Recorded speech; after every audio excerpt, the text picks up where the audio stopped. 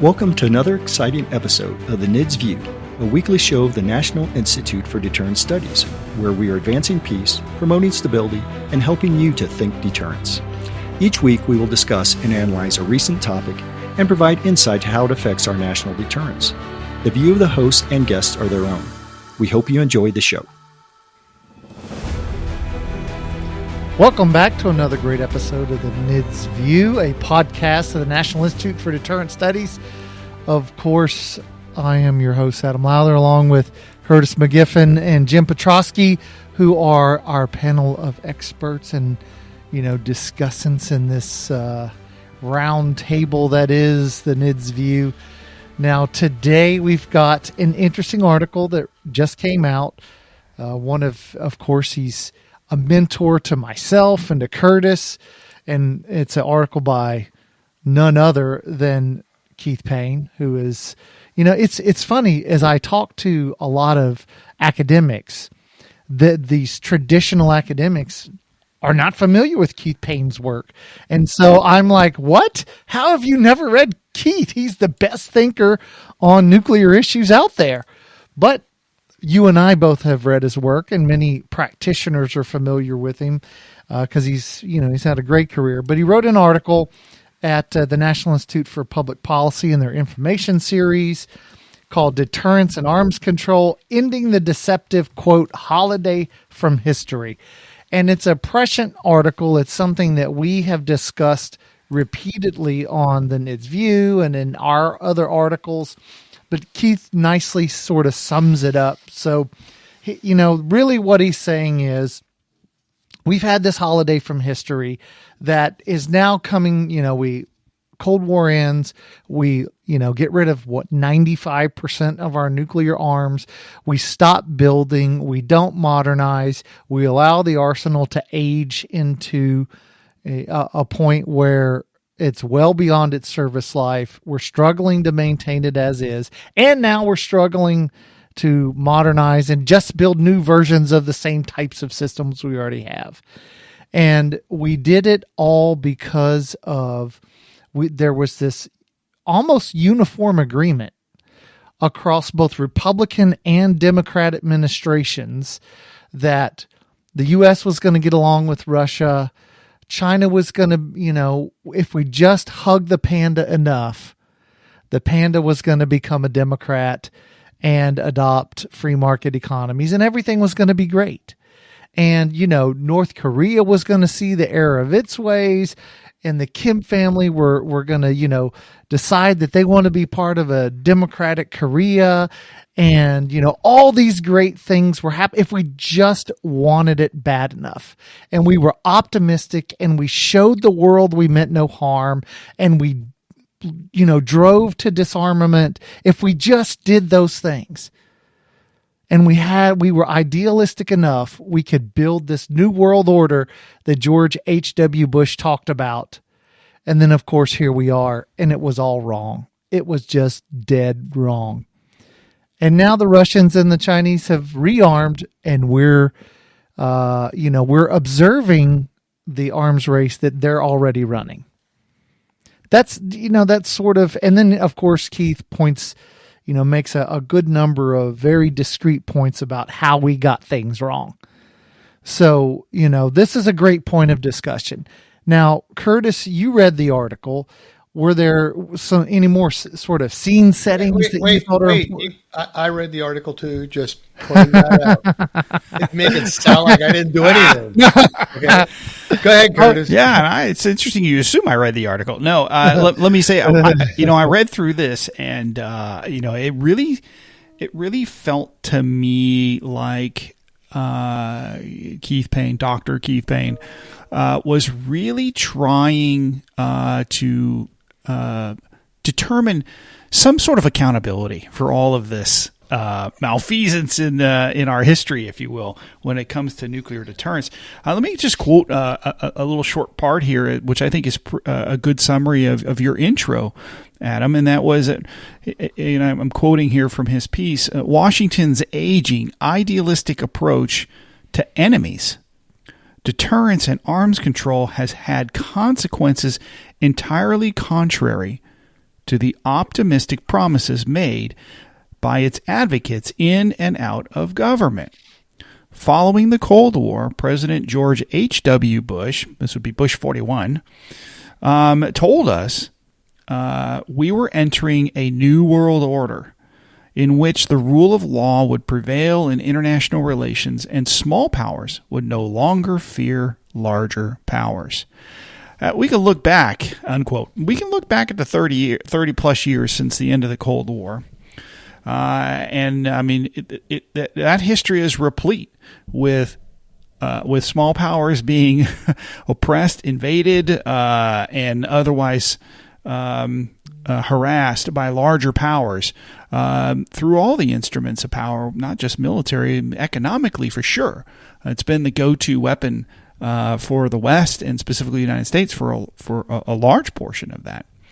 And of course, we fought a 20-year war on terror here in the United States post 9/11, which really set a tone, I think, for how the world would not only see us, but how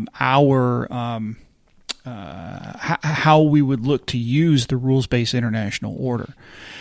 And so this piece is of course very eye-opening. I encourage all of our readers to take a look at it and understand it is a realist sort of assessing the faux pas of idealism and the way that idealists have sort of governed our strategic nuclear deterrence policy geopolitically since 1992.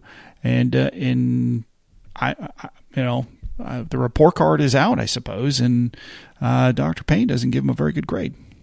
Well, the big challenge is that there is a report card, but there are no grades because there's no accountability. I mean, if you truly think about Washington, there is no accountability for failure in Washington. Nobody. I would love, one of the things I've always wanted is I want to pass a law. I want Congress to pass a law that makes all elected officials fiduciaries, which means that they are legally required to act in the best interest, let's say, of the American people. And if they don't, they can be sued or prosecuted when they do not act in the best. If they act in their own best interest, as opposed to the public's best interest, they can be sued or prosecuted. And I want to see every program that is passed by Congress annually reviewed. And if it does not solve the problem it seeks to solve, so let's say, Lyndon Baines Johnson's war on poverty that was going to end poverty. And here we are with more people dependent upon government than when he started those programs, which is now more than 100% of total revenue by the federal government goes to entitlement and transfer payments. So those programs have objectively failed to do what they set out to. Therefore, let's get rid of them because they don't work. That would be accountability. And when it comes to foreign policy, we've not had any of it. Well, so Adam, I'm gonna throw a wrench in the system. I mean, Curtis, of course, said, well, this is an abject failure, and then you're, of course, pointing to these issues of economics, and today, of course, it's in the news, and we talk about this, and I won't take measure with should we evaluate whether a policy or program is actually meeting its requirements. However, let's talk about the requirements of deterrence. We talk about this all the time. And you say it's an abject failure, Curtis. The objective behind our nuclear deterrent is so we have no large, peer-to-peer, large power wars. I can't remember. Great power wars. Great power wars. Okay, so let's apply that to the past. Okay, how many great power wars have we had since World War II? None. So is your premise that nuclear deterrence is the only program that that I can think of that the federal government has spent money on that worked? I'm saying that this program has done well. If you want to give it a passing or a failing grade, I use a pass fail because you're a liberal arts guy, so you probably guys didn't really have the A, B, C, D thing. You had to pass fail, and fail meant you didn't show up at class. So I would say from a pass fail evaluation, Adam, this is a pass for our nuclear deterrent, regardless how many screw ups we've had, and especially the last 30 years. What say you? No, I mean, I agree with you, but I would love to see some accountability, because Keith in his article says that there are 8 fallacies that were adopted, beginning with the George H.W. Bush administration. So this is bipartisan, failure. Very much. Bipartisan failure, bipartisan idealism. And, I would submit to you that really in the last 30 years, we've only ever had one realist administration. Yes. And that has been the Trump administration. H.W. Bush, George W. Bush, those were all idealists. So you've really only had one true, and he's sort of hated for his realism because it's not fun or pleasant. Would you not make the argument that Reagan's first term was more realism and the second term was more idealism? You could perhaps, but I mean, that was the Cold War. So, I'm just thinking since the end of the Cold War, when we've really dismantled an arsenal that we sort of now wish we had, and how would that have changed Russia's calculation had we had a robust nuclear arsenal in Europe? Or how would it have changed the calculation if the U.S. never withdrew all of its nuclear weapons from South Korea? Or if, we withdrew nuclear weapons many moons ago from Taiwan, but had we not done that, how would China think differently about would Xi Jinping say we are going to integrate Taiwan into China if there were nuclear weapons on Taiwan? So, conflict is being bred because of a very clear perception on the part of our main adversaries that the U.S. doesn't have nuclear weapons in key places in the region. And this has been, I would submit to you, it's a pretty resounding failure. And so when it comes to what Keith said in his article, he said, and this is his first of 8 fallacies, he says, and I quote, China and Russia will rise cooperatively and peacefully find their place in the liberal international order if only Washington will cooperate in the process. The old realist history is over. That was one of the fallacies, this idea that we now live in this new cooperative era and that it's just going to be incumbent upon us to be good people and to help them become good, solid Democrats, small d Democrats. And that turned out to be completely and totally wrong. Any, take from that, Jim? I mean, would you agree or disagree with sort of Keith's take? Because to me, it seems almost unquestionable that he's right. Well, so there's a lot of this goes back to your earlier premise that, and I know some of it was tongue in cheek, but some of it is real in saying, well, in the past, we thought everyone would get along because North Korea would become a democracy and then they would work with South Korea, and China would become a democracy and become us, and Russia. I don't care if they become a democracy. I don't care if they want to remain communist. They are their own sovereign entities, and they can. What I do, and the other piece of this, and I'll sort of poke at the Air Force a little bit. I used to work for the Air Force in a certain organization, and I went to my boss one time and I said, I really am bothered because I work 12, 14 hours and then someone adds, this extra training I have to do that doesn't matter. And I said that, I don't understand about someone taking my time. And he looked at me square in the eye and said, no one ever said the Air Force cared about your time. Do the training. And so, I was told to do it. But the same thing happens here in a premise. No one ever said that China, Russia, North Korea, Iran really cares one hoot about the rules-based international order. And if we make our decisions based upon, well, there's this rules-based international order and they're not on board, no kidding. I would say I would have guessed that before We had a rules-based international order based upon the premise that they are the organizations they are.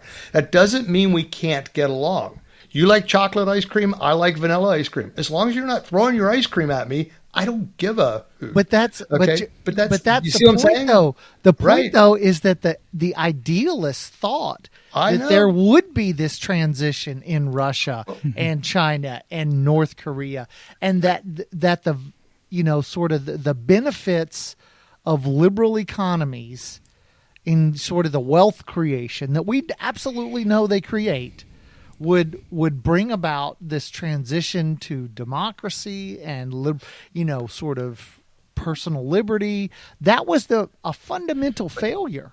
But I'm not disagreeing with that part. The failure, though, is in what we expected them to do, to all become democracies. I don't Yes. care what the failure was. That was the failure. The failure should have been that they would not take us on. And if they're going to take us on, guess what? We're going to be ready. And that's the problem, because we decided we're not going to be ready because they're all going to be just like us. That's the piece of the failure I'm saying. I'm not saying fundamentally the history's wrong. I'm saying fundamentally the history was based upon the wrong premise, and that's why we're where we are. We do this all the time. We do this all the time as a country. So his second premise was that, and this is a fallacy, is that concerns about Russian and Chinese geopolitical threats are hyperbole. Washington's behavior drives their fears and can ease them with altruistic signaling and behavior. And this, Curtis, this drives you and I crazy.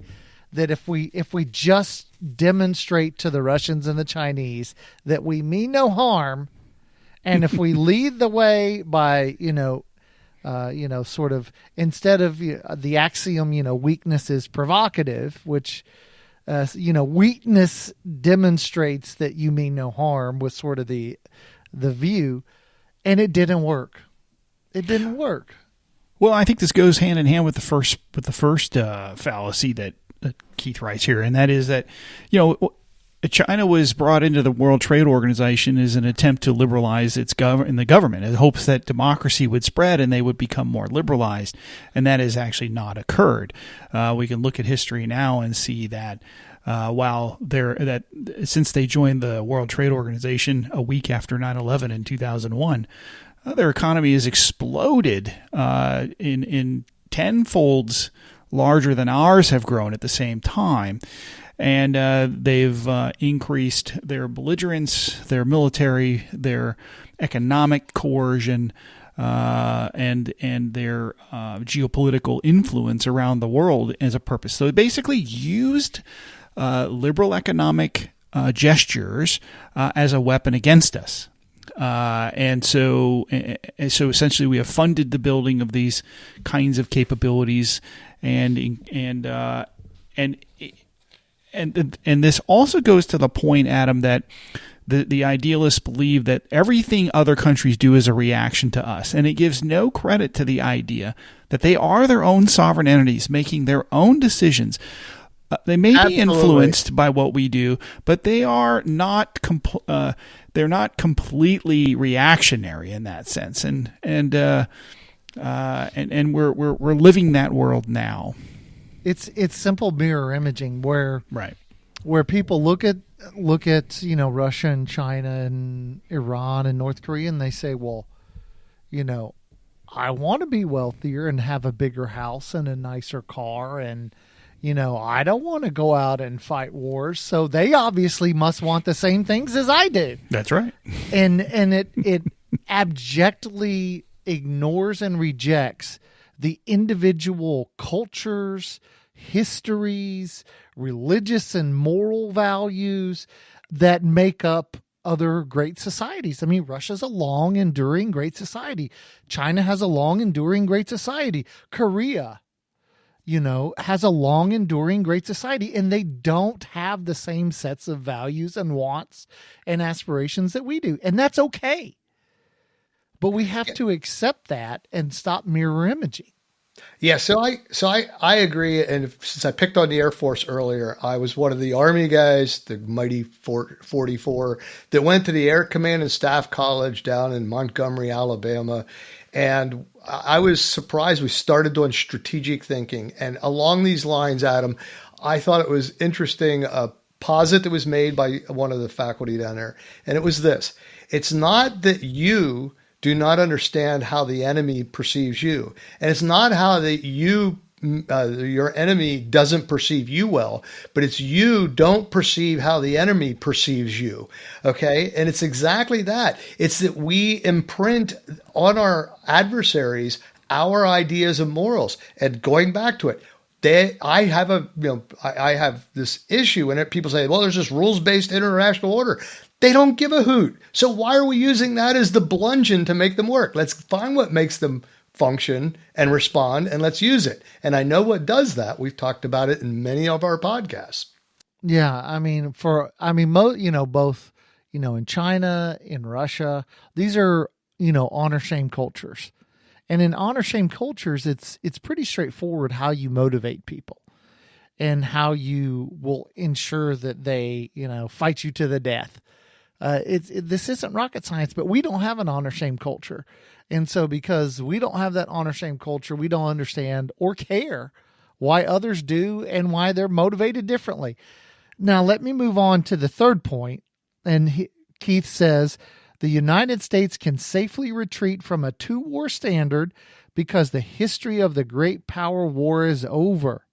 America can enjoy a continuing holiday from history, particularly in terms of defense spending and preparations. And he points out, and this is really important, he points out that in 1985, sort of near the end of the Cold War, we were spending 5.7% of the gross domestic product on defense. And that was a perfectly reasonable number. We were not straining under defense spending like the Soviet Union was, and debt was much, much lower.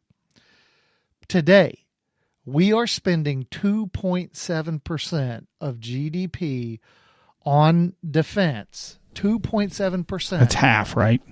That's half. And, it will go down to 2.3% if we continue on the current trajectory. So we will be one of the lower spending NATO members. And what's interesting is what we did is we took the U.S.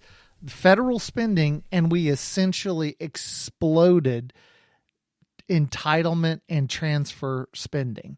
That's what's really exploded. Shockingly, I was looking this up because I'm working on something else. 1 in 5 Americans today relies on Medicaid for their health care. Or 1 in 4. It's 24%. 1 in 4 Americans relies on Medicaid for their health care coverage today. 11% of Americans rely on some sort of handout transfer payment. And that's caused, domestic entitlement spending to explode. And if you look at the charts from, 1985 to the present, you can see that where defense spending is crowded out as domestic spending and entitlements dramatically increase. And so, this idea that we can't afford ICBMs, that we can't afford all this stuff. No, we can afford it. But you're going to have to move back to a more rational entitlement program that is limited and is, not as expensive as what we have now. Well, let me add to this. So this is, of course, one of the fallacies that Keith Payne points out. Right? He's advocating this, and the point here is that we needed what he called a two-war strategy, but basically what that is a two major regional conflict sort of force posture. And we used to try to strive for this in the early 90s, and then it was a win-hold-win idea, which relied a lot on our nuclear weapons as part of that hold. And the problem here is that we spent so much money and service life on the equipment we had left fighting the war on terror that really the whole of the DoD needs a refurbishment. If you recall, Adam, it wasn't just the nukes. There were F-15s falling out of the sky because their wings were coming off, 10 years ago and so forth. I mean, there was a lot of this. We've shortened the service life of a lot of our systems, burning holes in the skies to drop small diameter bombs. Using giant bombers to drop because they had big loiter time. And so they're burning hours on their engines and on their airframes, which then forces we have to rebuild or replace sooner, perhaps, in some of these issues. And, to prosecute this war on terror in an idealistic manner, by the way, as we're referring to this idea, right? The nation building and all these sorts of things. A realist nation would have bombed the hell out of the place and left, right? So it is the idealism that ends up costing the time, the money, and the effort that goes along with it. I like to think when we look at the war on terror, realists were really accountable for the first year, and possibly idealists were responsible for the other 19. Yeah, and you made a great point. You've made this point several times, is that anytime you go and fight a war, you pay twice. That's right. You pay for the war, and then That's you right. pay for recapitalization. That's correct. On all the stuff you that you burned lost up. and burned up. Yeah. That's right. Sorry, go ahead, Jim. No. But going back to the two-war standard, and it brought out in this third bullet of Keith Payne's, I would argue that the concept comes from the great success of our nuclear deterrent. So sometimes when you're really successful, you forget what brings you here. And I think that's part of what we've done from this idealist view. Like, oh, we're not going to have great power wars anymore. That's because we shouldn't be a strong military nation. Well, what brought us here from the 1950s and 40s and 30s that puts us in a place where we don't see great power wars, or we don't think we're going to have great power wars, because we have our nuclear deterrent. It's sort of again, it's one of these things where, nuclear weapons seem to contradict themselves. They're so powerful, you don't want to use them. They're so difficult to build that they're inherently safe. I mean, there's all these issues associated with them that make them sort of a contradiction in terms. But here, great power war is over. Why? Well, because we have our nuclear deterrent. We get rid of it, guess what? Take that off the table and bullet-free changes. So it's sort of interesting when you talk to the disarmament community that they don't see that contradiction. Yeah, it's a good point. And with it's 1945 to the present, the world's population has tripled.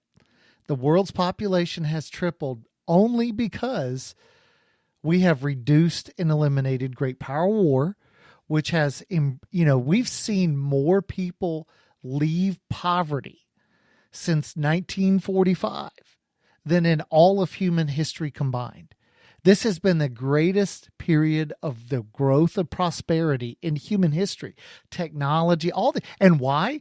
Defense spending across the board has gone down. Remember, in World War II, the U.S. was spending between 40 and 50% of its entire GDP just to fight that war. And then you have to rebuild after war, and that's expensive. But when you eliminate great power wars, World War I, World War II, what do? You take all that capital that you would have spent blowing stuff up and rebuilding it, and now you go and you build things, and you bring people out of poverty, and you increase education. You do all the things that make people wealthier. There's more capital because taxes are lower. There's now more capital for things like Google to get off the ground, and Apple, and you name it, because you're not having to fight wars.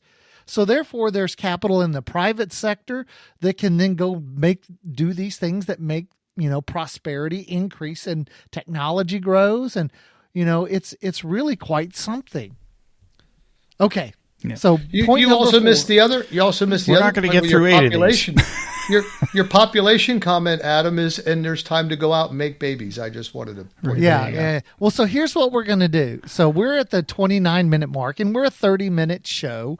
So what we're going to do is I'm going to use executive privilege here. And we're gonna record a 2-part show on the fly. That's what we're going to do. We're going to record a first part, and then we're going to record a second part, and part 2 will be the week after. So for those of you listening, you're going to have to listen 2 weeks in a row to hear this thing, because this is actually a great conversation that you hate to just cut off halfway through, because it's like one of those movies where it ends and you're like, that's a terrible ending. You don't bring it to a conclusion. It's like you ran out of money, and so the production company just ended it. So we're not going to do that to you. We're going to finish the whole thing. And so what we'll do now, we'll talk about point number 4, and then, we'll end the show, but we're actually going to go ahead and continue and record the second part. Okay, so let's get through point number 4. All right. And this is, Keith says, and I'm quoting him, assured U.S. societal vulnerability to enemy strikes is desirable because unmitigated U.S. vulnerability assures enemies, stabilizes deterrence, and halts the arms race. This is, of course, a fallacy. And so this was one of his points. Jim, take on that fallacy? Yeah, I'm going to open all my doors and get rid of all my protection, because that'll keep my neighbors at bay. What? All right. Well, it's an interesting point, because what this sort of like what you're saying, it made me think, oh, well, crime has gone down. Well, let me start leaving my doors unlocked. That's right. And let me I'll get rid of the cameras, and I'll get rid of the guard dog, and because crime went down, so let's make no efforts now. And you'll save a lot of money not having all that stuff out there to guard your other stuff, right? Yeah, exactly. I mean, this is just, I've heard this argument so many times, and everyone likes to, wish it into place. And that's the best way to say it. They want to wish it into place. But human nature does not lead us to this conclusion, going back to what I had said before. Our adversaries don't give a hoot about the rules-based international order. Your local crime syndicate doesn't really care that you really, really like your cardboard Taylor Swift stand-up that you have in your living room, Adam. It's pretty sweet. Yeah, I know, but they don't care that you really like that, okay? That's not part of this. And we have got to start looking at it. So I like that fallacy pointed out here, because it shows, again, it points back to the stability and instability caused by weakness, which we talked about, by the way, in our last episode. Okay, Curtis, thoughts from you? Yeah, because this is a big one. This idea of assured vulnerability, we know, we learned in the 90s, after the fall of the wall and the Russians and the Americans started talking, that the Russians when they were the Soviets, never subscribed to the mutual vulnerability idea, right? They didn't. They just didn't. And in fact, they didn't understand why Americans were doing that. It didn't compute for them. Why would you leave your society vulnerable? And so the idea that as long as they were assured that they could hit us, that there would be deterrence. And we lived under this idea. The idealists believed, well, we have the way. We're assured that we can get there because we don't want to believe anything else. So we sort of had this sort of agreement, right? Yeah, you lie to us, and we pretend you're not lying to us, and that sort of thing. And so we live that life. And we see today now, as the world gets enraged over President Trump's American Iron Dome strategy, which we talked about in a podcast, I think 2 podcasts ago. Yeah. You see the mutual vulnerability doves sort of poke their heads out and go, oh, you're putting that at risk. I assure you, the Chinese are not building a massive amount of nuclear weapons in order to enjoy some sort of mutual vulnerability. Yeah. And neither are the Russians seeking that in their novel weapons that they're building in moving forward. They are building weapons to meet their national interests, and vulnerability of their society is not one of their national interests, I assure you. Yes. Yeah, it's a fair point. It's a fair point. Now, here's what we're going to do. We've gone through 4 of his 8 points, and he has recommendations, which we haven't even discussed those yet. Because I know, Curtis, you've got some take issue with Keith on the Rex about what he wants to do. So what we're going to do is we're going to go ahead and end the show here. And then we're going to keep recording and record the second half of this. So, Curtis, Jim, thanks. It's good to be here. Thanks. It's great. We hope to see you all next week, or hear you all next week, or hear us next week. And of course, thanks to you, the listeners, for joining us on this episode of the NIDS View. And remember, check us out, Global Security Review. If you're an aspiring author or you're a practitioner, but you're not 100% certain, hey, I've never really written much, give it a shot. Send a draft to me. I'll help you craft it into a great article that really speaks to others and, you can be proud of. So hit us up at Global Security Review. Curtis is tweeting at what's our Twitter handle? Think Deterrence. At Think Deterrence is our handle. At Think Deterrence on X. And then, we've got a Peter Husey events, twice a month at least. We've got all kinds of stuff coming up. Great speakers on that thing. Yeah, great speakers. We've got Frank Miller and Madeline Creedon, and we've got Dave Trachtenberg's coming, and we've got Mark Schneider, and it's going to be a great set of speakers. So make sure to look at the schedule for that. You can always go to NIDS at thinkdeterrence.com and try and get on our list, and we'll send you upcoming events and stuff. That's an email address, by the way. Yeah, it's an email address. NIDS at thinkdeterrence.com. You can reach us anytime, anywhere. Yeah. We're open 24 hours a day. Right. But if you want to just look at our website, it's at thinkdeterrence.com. Just want to make that clear for our listeners. Okay, so thanks for listening to the show. We're going to go ahead and stay, and we're going to record the second part. But as we end this first episode, we, as always, want to remind you to think deterrence. Thank you for listening to the NIDS View. This show is produced under the NIDS Podcasting Network, a division of the National Institute for Deterrence Studies. NIDS is a 501c3 organization dependent upon donations to provide this podcast and bring about awareness of the peacekeeping value of U.S. strength and our national deterrence. You can catch all of our podcasts or provide feedback at thinkdeterrence.com.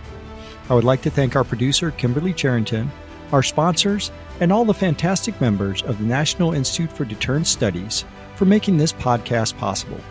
Stay tuned next week for another exciting and informative The NIDS View.